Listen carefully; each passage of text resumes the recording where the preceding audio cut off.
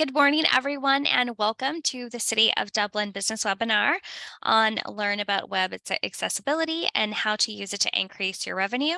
My name is Felicia Escover, and I'm with the City of Dublin's Economic Development team. Today, we are here to explore the crucial topic of web accessibility and its impact on your business. We're thrilled to have Richard Wilkinson from Trizetto Digital joining us as our presenter. As we all know, having an accessible website is not just about legal requirements, it's really about creating an inclusive digital space that benefits your customers and your bottom line. So throughout this webinar, Richard, the expert on this topic, is going to guide us on understanding web accessibility, its implications, and how we can leverage it to drive additional revenue growth. We encourage you to drop questions into the Q&A or jot them down and have them ready for our Q&A session at the end of this presentation. And so now let's introduce our presenter. So I'm joined with Richard Wilkinson. He is the founder and CEO of Trizetto Digital, a Northern California digital marketing agency based out of Livermore. As an entrepreneur for over 25 years, Richard has a unique perspective on all things sales, marketing, and small business. As a California native, Richard grew up in the San Francisco Bay Area and currently resides in Livermore with his wife, 3 cats, and 1 dog. He has 2 daughters, both pursuing careers outside of the Bay Area, with one in Denver, Colorado, and the other one in Fullerton, California. In his spare time, he enjoys bike riding and wine tasting, often at the same time. And Richard is also one of the consultants in our Small Business Navigator program, supporting local businesses with their marketing and website needs. So without further ado, I'm going to hand it over to Richard to kind of take us through the presentation.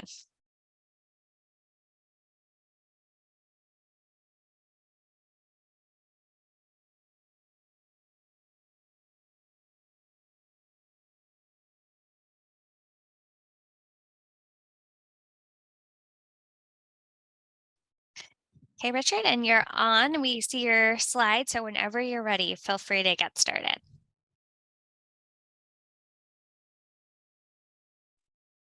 Thank you, Felicia. I appreciate the great introduction. And I also want to thank the City of Dublin Economic Development Department for hosting this important webinar. And I do want to thank everyone for joining today. So enough about me. I just wanted to show you my dog Milo. He's right there learning how to code. So we do have a full team here. And the agenda today is pretty packed. I promise to keep it hopefully engaging. There's a lot to take in, but at a high level, what we're going to learn today is, what does ADA compliance mean relative to your website, why your website should comply with ADA regulations, and finally, how to make your website accessible for all. And I do encourage you all to stay through the entire webinar. We will be offering a free, no obligation evaluation of your company website. So we will provide the link at the end of the session. I do have to say that there is a bit of a disclaimer here.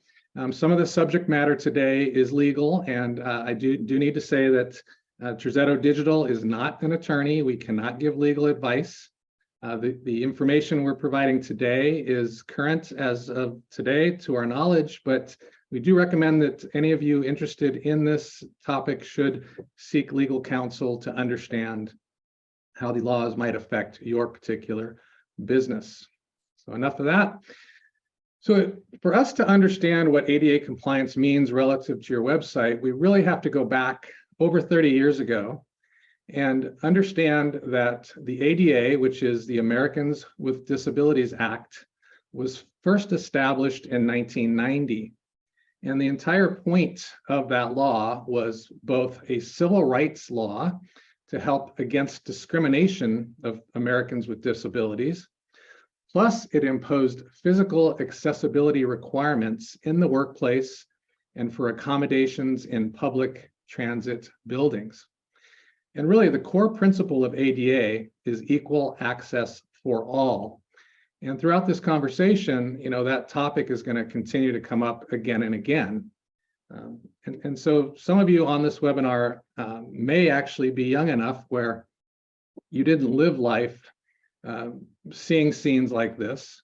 The fact that all of us today would probably be extremely outraged if we did see something like this. But thankfully, this was before ADA. And the benefit of having these types of laws is that over time, established in 1990, it did take some time, but over time, the physical environment became more like what we're accustomed to today. And we might actually take some of these things for granted, that there could be a wheelchair lift in a staircase environment where there's no elevator. We're all familiar with these accessible restrooms that are larger for wheelchairs. And of course, the famous push to open button that all of us abled people even like to use. And so all of these things came about because of this law that was passed. And what happened, the timing of the law was interesting. So passed in 1990, websites didn't start to become popular until 1991. And when they first started, websites were more technical. They were not necessarily used by the general public. There was no Amazon, there was no DoorDash. So the very beginnings of the internet were quite different than what they are today. So because of that, the ADA does not specifically mention websites. But just like ramps and wider hallways make buildings accessible for someone in a wheelchair, we also need to consider that for digital assets and websites. So therefore, the terminology today is either digital accessibility, web accessibility, or what we like to call is fully website accessibility. And so that's what we're going to talk about today, and how that impacts what you might be doing with your small business. And we'll discuss a number of different disabilities, but this picture here, I just want to point out that there's a device this gentleman is holding in his mouth, and there's a joystick here that he's using. So we'll talk about all these types of things. But what types of disabilities are we talking about? Because those of us that are able, we may not understand why it's difficult for people to access a website if it doesn't have special consideration. And so there's a wide range of different disabilities that can be, your website can impact, all the way from something that what we call situational, something with vision, where perhaps you've got poor eyesight, sun glare could even be an issue on a screen. We've all tried to do that with our mobile devices, moving out of the sunlight to see it. Hearing, physical mobility, speech, cognitive, and neural. And so we go across this entire spectrum from situational to temporary to permanent.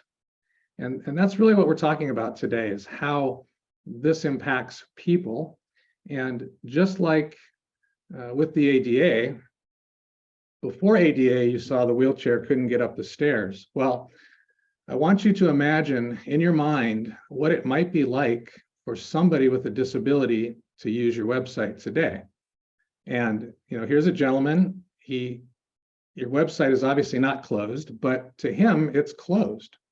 And so the whole point of website accessibility is to change that perspective, change your perspective, and get you to open your website so that, again, the core tenet here is equal access for all. There's absolutely no difference when we talk about physical accessibility and compare it to website accessibility. It really means the same thing.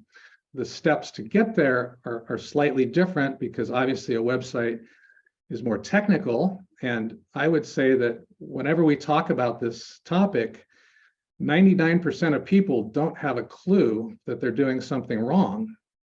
It doesn't make you a bad person. It just means that we need to have more awareness, which is why we're doing these types of webinars, to increase your awareness and help you understand that you need to change things on your website to make it accessible for all.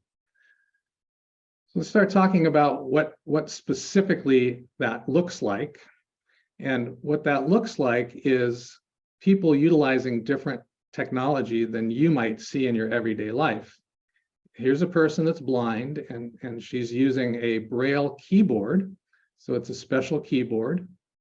There are many, many types of assistive technologies, screen readers, screen magnification software, sip and puff, which was the device that gentleman had in the earlier picture. So there's all these types of assistive technologies that can be used. And what I never realized, if you remember when I was introduced, I wear eyeglasses. Now, I never thought of myself as disabled, but the fact is that I am nearsighted, which means I cannot see far. If I take off my eyeglasses, in a sense, I am disabled because I cannot see what's coming at me, which could certainly be dangerous if I'm driving or something. So I now recognize that I use an assistive technology. It's my eyeglasses, and it's extremely helpful, and I could not go through my day without those. And so people with disabilities have that same experience.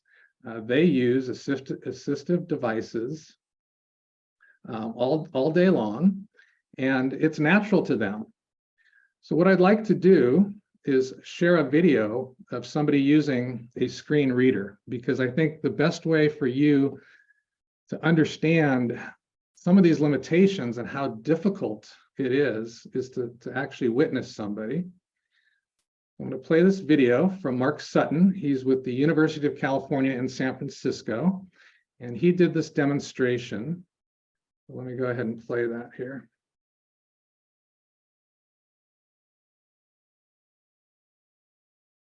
This is Mark Sutton from the University of California, San Francisco's IT Web Services Department.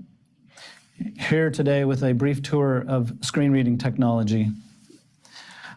I'm a blind person who has been using screen readers, braille writers, scanning equipment, other adaptive technologies since my childhood. What a screen reader does is, for example, I'm going to start to read this page. Navigation button. Link, University of California, San Francisco. Link, about UCSF. Link, search UCSF. And what I will now do is slow down the speech rate. Rate 80%, 75%, 70%, 65%, 60%, 55%, 50%, 45%, 40%. Link, UCSF Medical Center. So as I was about to say, a screen reader converts what's on a computer screen into information that can be displayed through synthetic speech or braille output. And it does that by allowing you to use a computer instead of a mouse, a computer keyboard instead of a mouse. You can also use a braille display as an input device. End of navigation. And what it does is it cleverly determines what's on the screen and presents you that information in a way that would allow for efficient navigation of these pages. So for example, I could just keep reading. Banner 3 items. Visited, link, image, home. Line by line, and we could be here all day. Or I could jump to the first heading on the page. Heading level 2, search for heading level 2. You are here. Heading level 1, make videos accessible. So as I'm moving down through the page, I can look for the category that interests me. And I'm Okay, so hopefully that gives you some insight into what it's like to actually use a screen reader. And I think you can maybe ascertain that it's extremely difficult, but as Mark is showing, he is very adept at it because he's been doing it since childhood. And you can see that he's strictly using the keyboard to navigate. And what's really the important point here is to understand that this doesn't happen on every website. The UCSF website has obviously been programmed correctly for website accessibility. And that allows Mark to navigate very intuitively using the screen reader and his keyboard. And so how does that happen? just using commands built. Well, to understand how this happens today, we have to kind of step back in time again and recognize that the federal government, once they passed the ADA in 1990, websites were very brand new. They didn't know what to do. They didn't address it really. until 1998, when President Clinton signed into law the Rehabilitation Act amendments, which created something that called Section 508. And what that said is any electronic access and information provided by the federal government had to be web accessible. And so anytime you visit a federal government website, it will be under Section 508, and it'll be very easy to use with screen readers or any assistive technology. And that's been the case since the early 2000s. In fact, the City of Dublin website would also fall under those parameters because it impacts anybody that receives federal funding, which would also explain why the University of California, San Francisco's website was so easy to use, because again, that would fall under Section 508. So for all of us that have been doing website design since the late 90s, there really wasn't much guidance. There wasn't much that required us to do anything until 1999. And what happened in 1999 is the World Wide Web Consortium came out with something they called the Web Content Accessibility Guidelines, or WCAG. So I'm gonna say that word, that funny word. So WCAG was really the first step in establishing any kind of guidelines for website developers to understand how to make websites accessible. And so after that, in '99, they published version 2 in 2008. They iterated on it in 2018, and they are currently planning a release in October of this year to strengthen it further. And so you might be asking yourself, well, what does this mean for you? Well, for you, it gives or the professionals you might be working with, it gives guidance. So it's really 4 core principles around perceivable, operable, understandable, and robust. And within those categories, we can place different criteria. As a web developer, we can say, well, if something needs to be perceivable, and WCAG has a standard for it, then we can program to it and we can test to it. And so then what they did is to further enhance this, they created these different levels of conformance. And what I want you to think about for a minute is, let's go back to the concept of a building and a wheelchair, and how do we make this physical building accessible to everybody in a wheelchair? You can probably imagine it's quite expensive. And in fact, my office building in Livermore is a 2-story building. It is an older building, and it's been what's called grandfathered. So there is no elevator in our building. Luckily, I have a ground floor unit, but other businesses that are upstairs, would have difficulty accepting people in a wheelchair.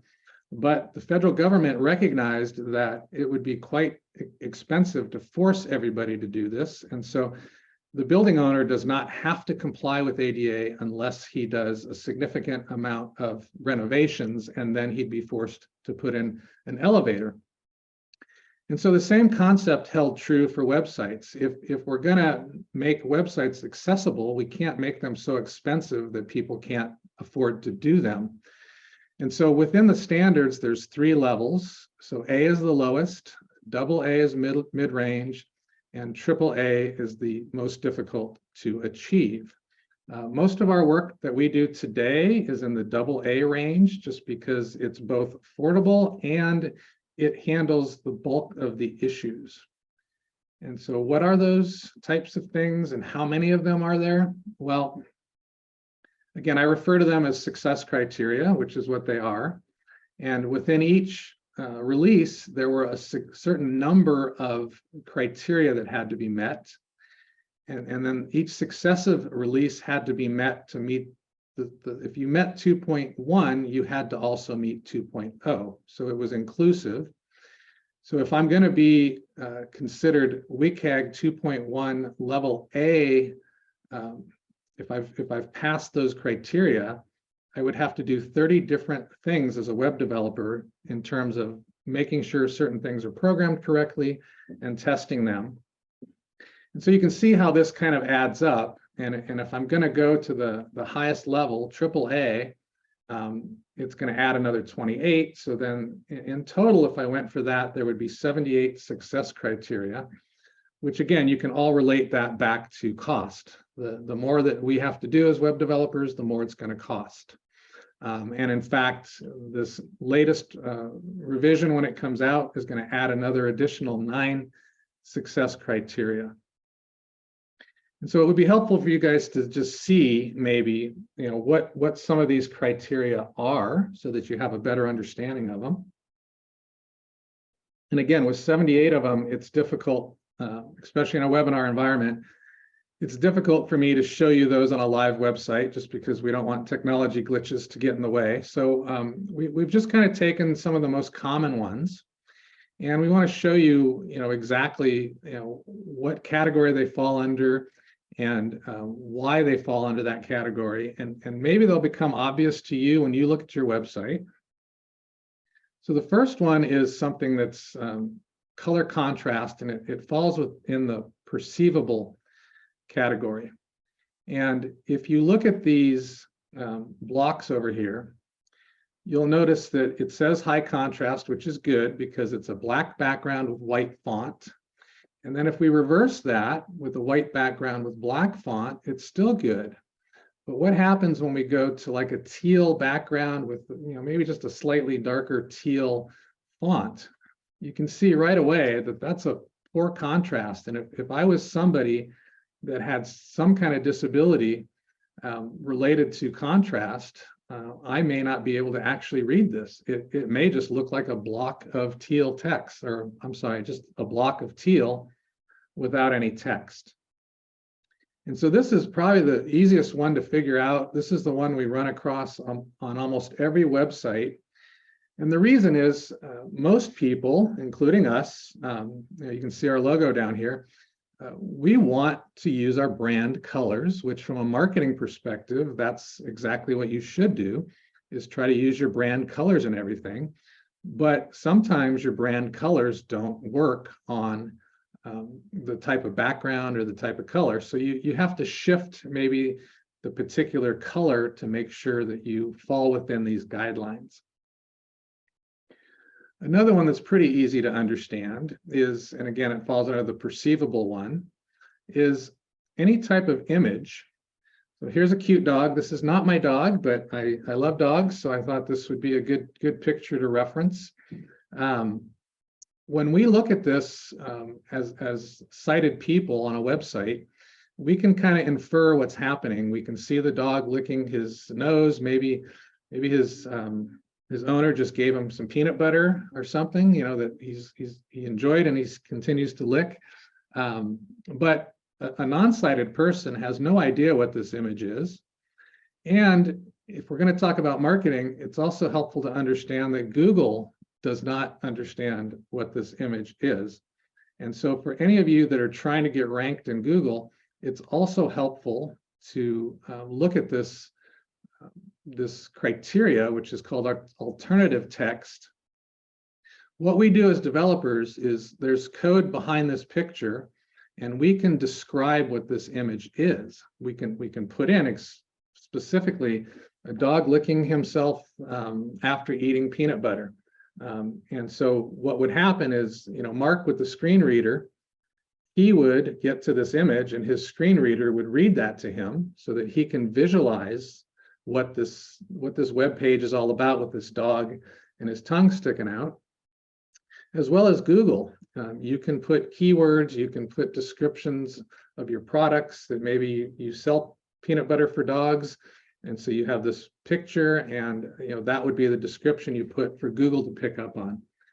So the more we start talking about this, you're going to see that doing some of these things for people with disabilities will actually help market your website.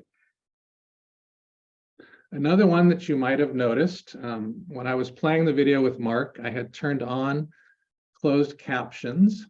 And so, here's a video with no captions. Here's the video with closed captioning.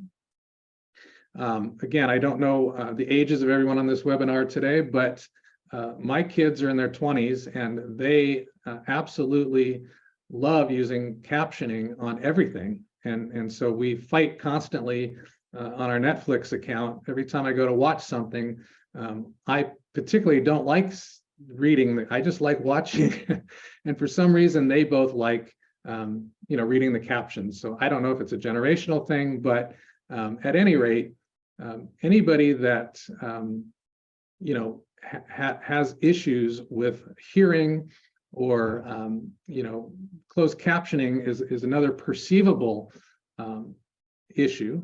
And what I'm going to encourage, I don't know if the city does this, but because this will be a recorded webinar, I'm going to encourage the city to make sure we have closed captioning on, but it does require extra work. So again, everything I'm talking about, it's great, but it does require extra work. So the next one is what we would call operable. And you saw some of it when Mark was demoing the screen reader. He was using the tab key on his keyboard. And so what this is a GIF of just that. And when you see these blue boxes, that's somebody tabbing. And the important part here is there's a skip button at the top. If a website's programmed correctly, it will have a skip button, and all of us can just mouse on down and scroll on down below the navigation. But somebody using a screen reader with a keyboard, the only function they have is the tab key. And so you can imagine how aggravating it would be to have to sit there and tab through an entire menu just to get to the main content. So that's the whole point of this success criteria is, do I have a skip to content button? Another great one falls under the understandable criteria. Now this one, almost every form I find on the web tends to break this criteria. And it's the fact that nobody thinks through what's happening here. So on this side here, we have a series of colors. And it's really obvious, maybe to me as a sighted person, that green might mean it's good and red might mean it's bad. But one of the criteria is that we cannot use color alone to identify things.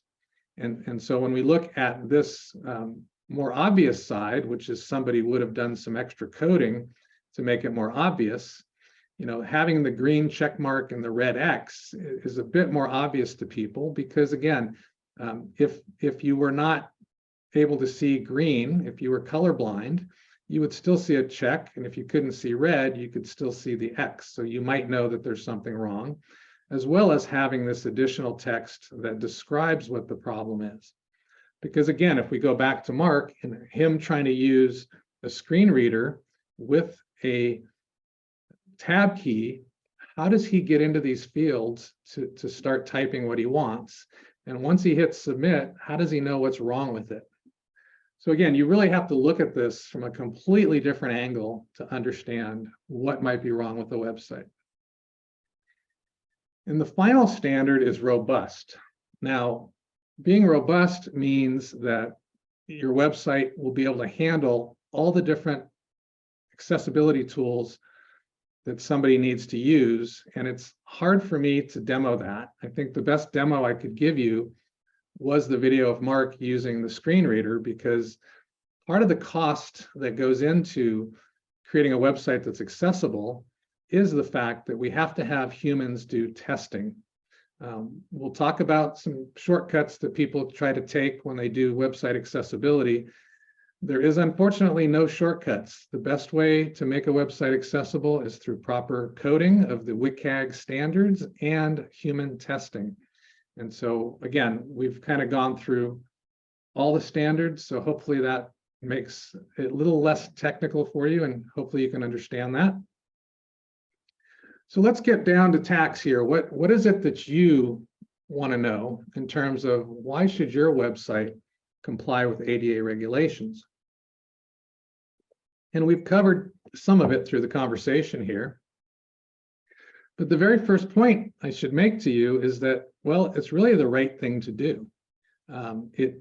In today's environment, everyone's talking about inclusion. Well, it's wrong for you to not make your website accessible, because otherwise you're excluding people. So first and foremost, it is the right thing to do.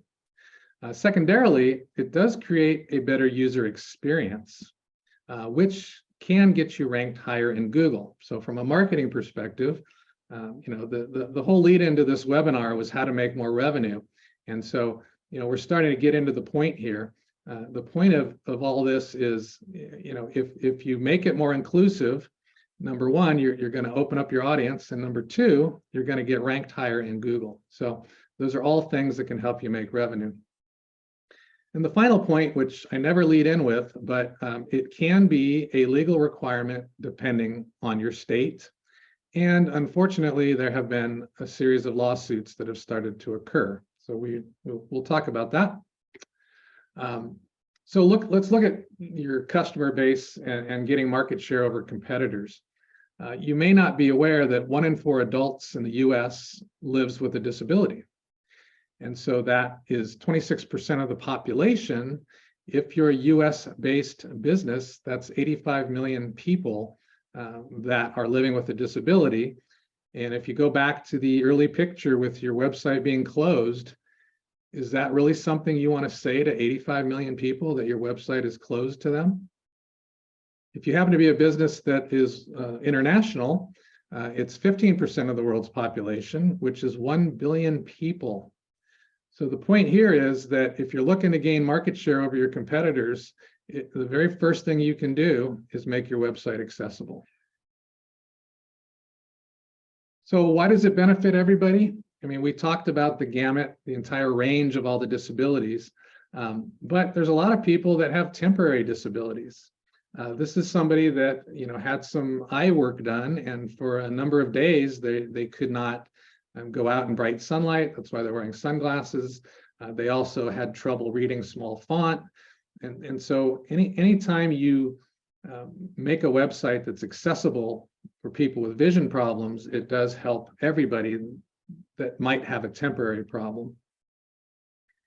And the final point on this is that it may be a legal requirement. So we talked earlier about Section 508.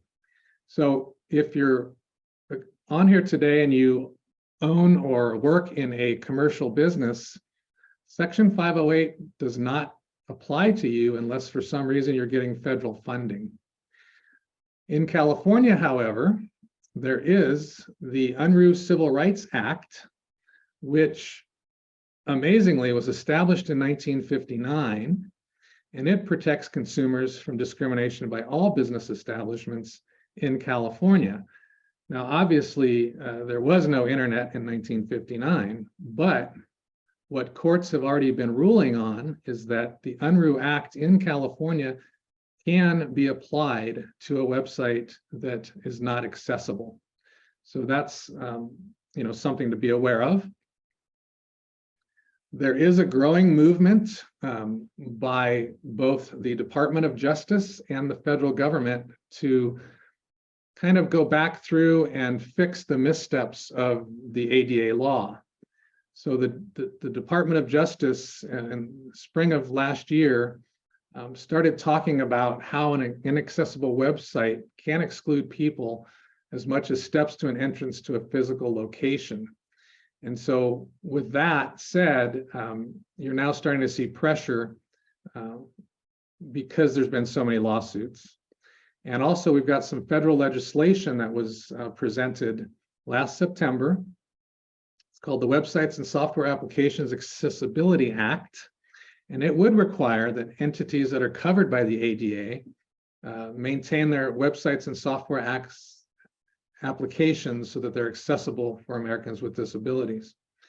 Now, unfortunately, although these are both guidances, they don't have teeth because this bill was not passed in that particular legislative session.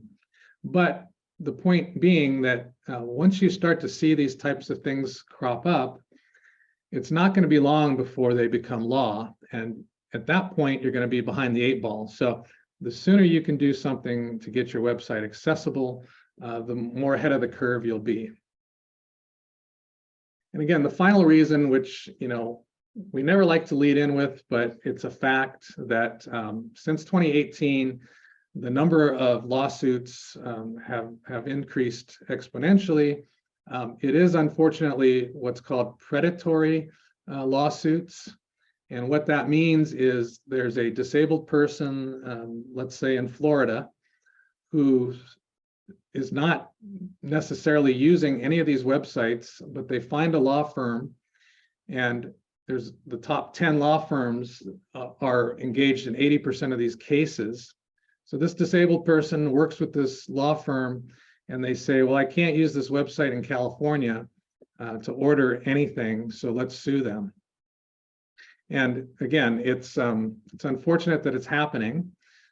It is happening locally.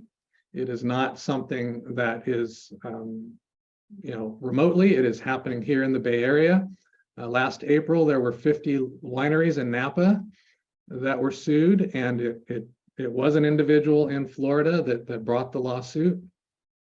And the ironic part, the San Francisco Chronicle did this article. This gentleman in the wheelchair in the vineyards, he's not the gentleman that brought on the lawsuit. He was actually sued.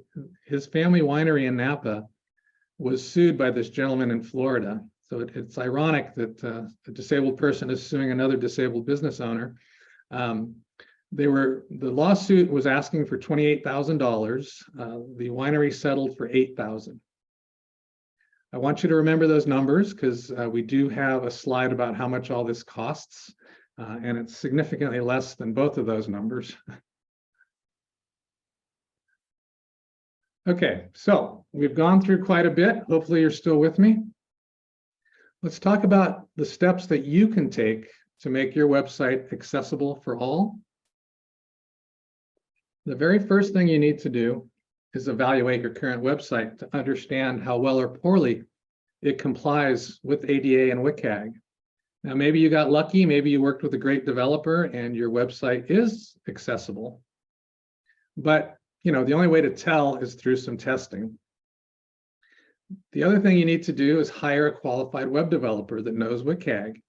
Your website may be beautiful, but graphic artists do not understand technical coding. And so you need to work with someone that understands technical coding. And the final thing is to post an accessibility statement, which I'll show you at the end of this, and it'll explain a little bit more about why that's helpful. So the first thing is when you audit your website, testing tools can evaluate a lot of different things.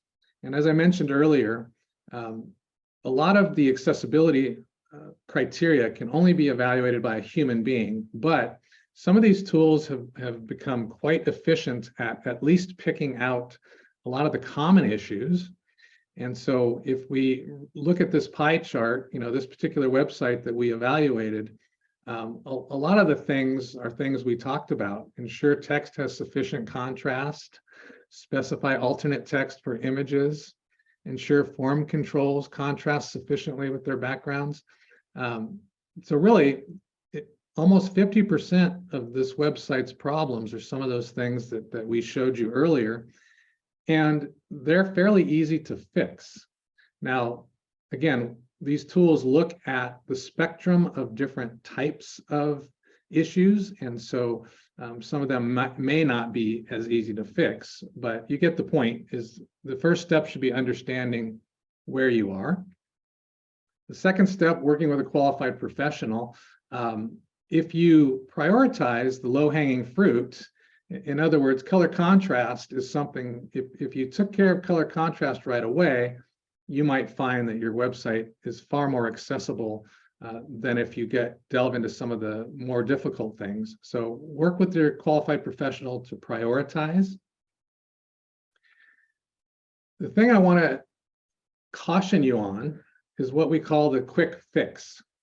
I don't know if anybody is familiar with these.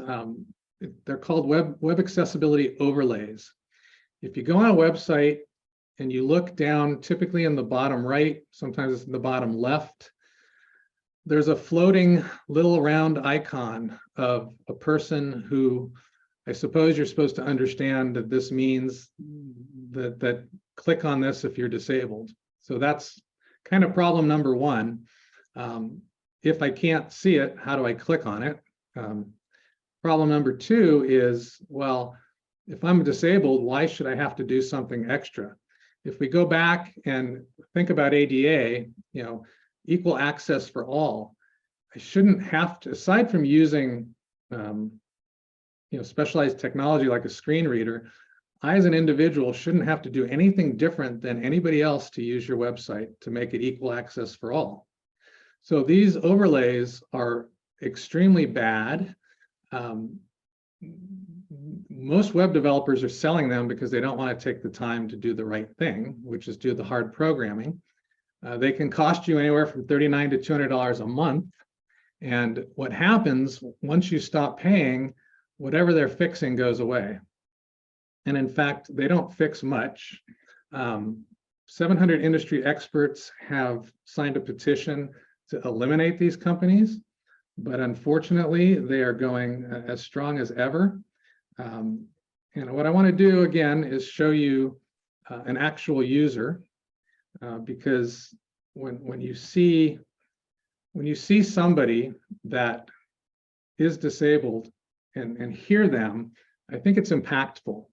So Haben Girma is the first deafblind person to graduate from Harvard Law School, and she now is a human rights lawyer advancing disability justice. And I wanted you to hear her because she's someone that's very well respected. President Obama named her White House Champion of Change. She's received the Heller Kellen Achievement Award, a spot on Forbes 30 Under 30, and the Time 100 Talks. So let's take a listen to what Haben has to say about these overlays.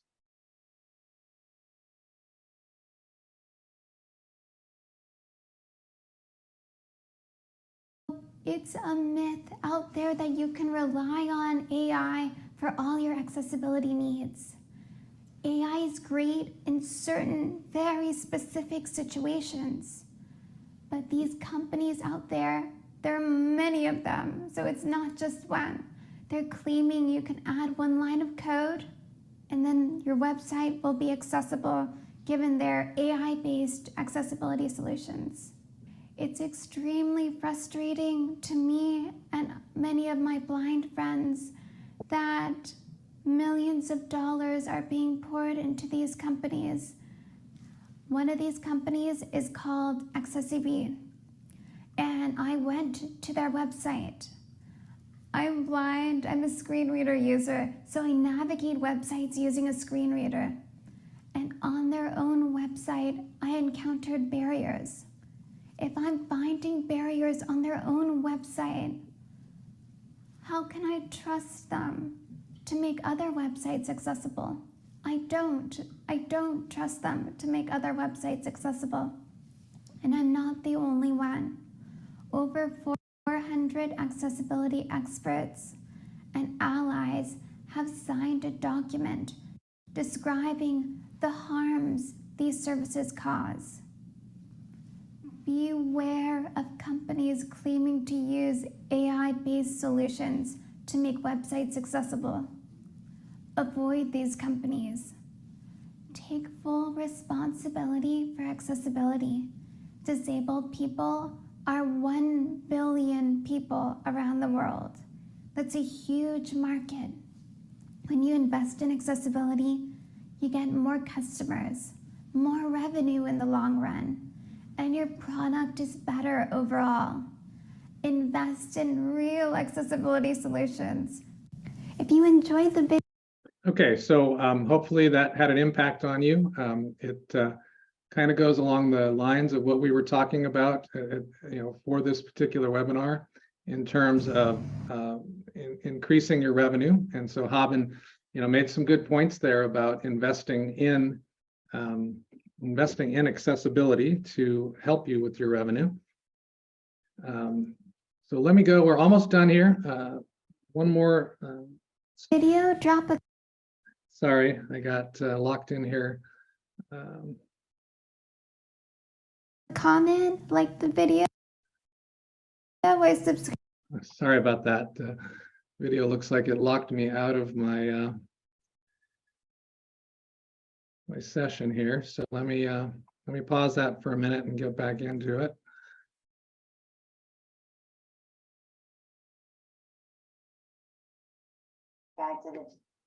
Okay, so let me. All right, I'm just going to reshare my my screen here.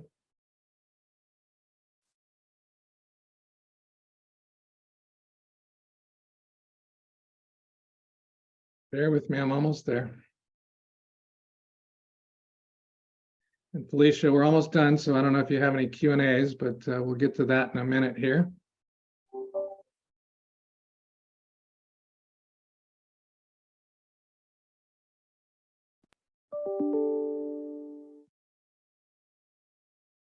Okay, hopefully my video is back there. Apologize, everybody. So, you know, the final thing we should talk about is, well, what does it cost if you're not going to take the shortcut?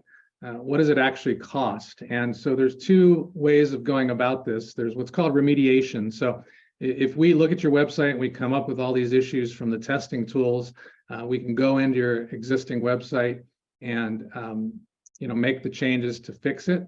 And it's typically $1,000 to $2,000. It does depend on how complex your site is and what it was programmed in. And this is for a typical 10-page marketing website.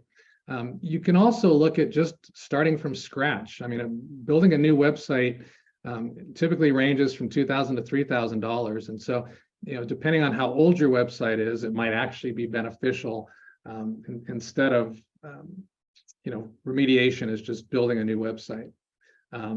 So that is it. Thank you for sticking around so long. What we want to do with the City of Dublin's help, we've created a special page for you. We're offering this free, no obligation.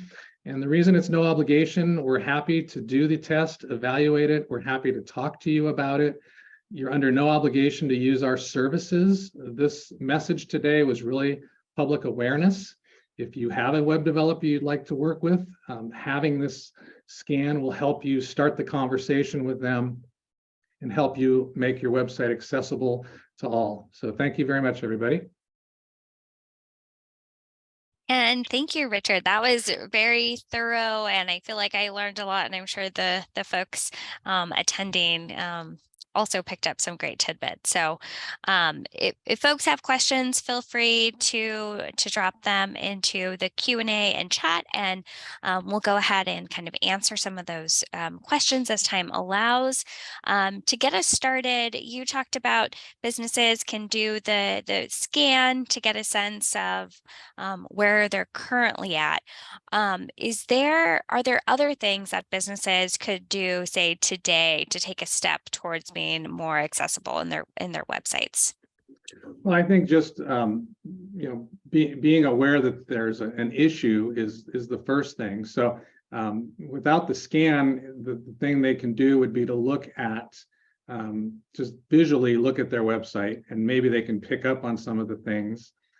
You can start your website, hit the tab key. The very first thing you do, just hit the tab key. If you don't see the skip navigation, well, then you already know that your website doesn't have those types of things. So there's some awareness things that people can do to help understand where they're at without some of these testing tools. So yeah, I would just say the best thing to do is just have an awareness of it, and budgeting. I mean, if you haven't, frankly, if you haven't redesigned your website in 5 years, it's time anyway from just a pure marketing perspective. And again, as I said, if you're going to do that, you might as well budget for a little bit extra to have someone do all the proper coding for web accessibility. Great, thank you. Yeah, and I think after this webinar, I'll definitely kind of be more mindful as I'm checking out different websites to see, like, are the features there, right? Because it's something that is not top of mind for everyone. But once you kind of see it and the great examples you pointed out, I think it's, yeah, much easier to spot. Let's see. Okay, we have a question come in. So, what's the best way to find reputable companies in this field? We heard in the video that there's some that claim to be kind of experts and be able to help you, but how do you go about kind of vetting these different services and companies? Well, the first thing I would say to them is, you just have to ask the question, when you program a website for us, is it going to meet the WCAG standards? Or you could even, the terminology gets, we use ADA kind of hand in hand. So if somebody called me and said, do you do ADA compliant websites? My answer would be yes. And so I think some of the things you learned today are the questions I would ask people. There's certainly in our industry, there are a lot of qualified people. So I'm not bashing the industry. There's a lot of great developers.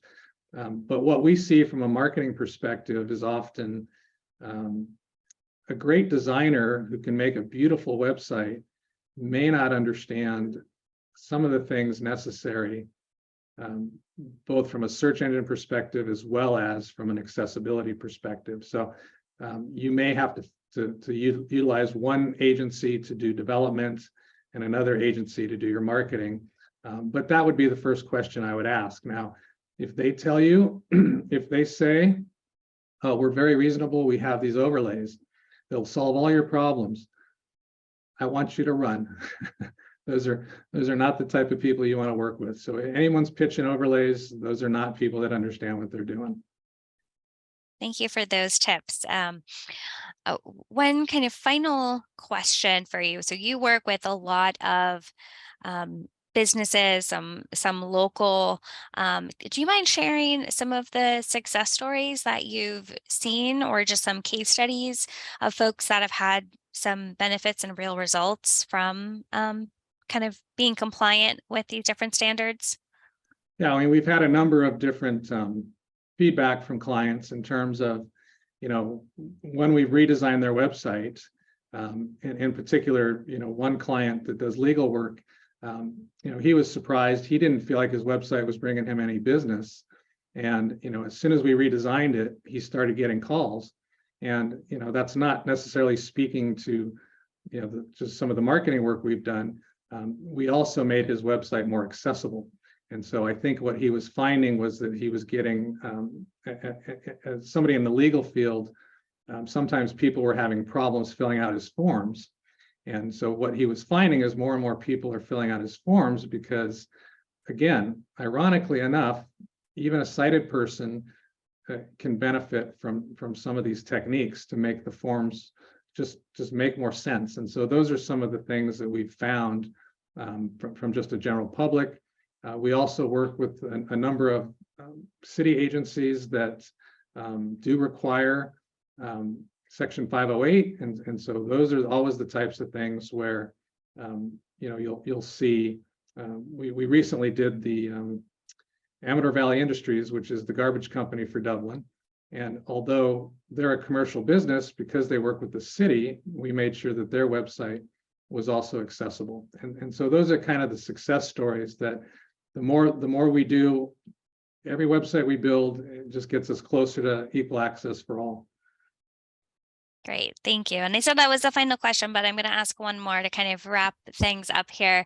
And so you covered a lot today. What do you hope are kind of the one or two kind of top takeaways from today's session? I think number one is just awareness. I mean, again, we recognize that it can cost money to do this, and sometimes it's not a priority. So all I would suggest is if you take the entire spectrum of what we've talked about, from understanding how difficult it is for a person to use a website, all the way to the legal requirements, and through the search benefits, just the awareness is important. And even if you're not planning to do a redesign or cannot financially afford to do anything now, my hope is that in the future, you'll take this with you and you'll understand that it's important, and you'll make use of it the next time you do your website. Great. Thank you so much for that. And yeah, I think awareness is key and something I'll definitely be taking away from this, not just in terms of website, but just in marketing material in general and the emails and kind of all the things that are adjacent. So I want to just wrap things up by thanking everyone for being part of today's business webinar. We hope you found this session informative and valuable for your business. I also want to just thank Richard for his time and his knowledge of this topic area. Again, he's with Trizetto Digital, and they're a partner with the city through the Small Business Navigator program. And so if you're interested in his assistance with ADA or your website or marketing needs, then feel free to reach out to me and we can go ahead and see if you are eligible for the Small Business Navigator program, which provides technical assistance at no cost to local businesses. So as we finish wrapping up, I encourage you to kind of take the knowledge and strategies you've learned today and implement them in your digital practices. And if you have any feedback for us or suggestions for future webinars or topics that you'd like to see covered, then also feel free to reach out. So thank you again for joining us. Goodbye and have a wonderful day.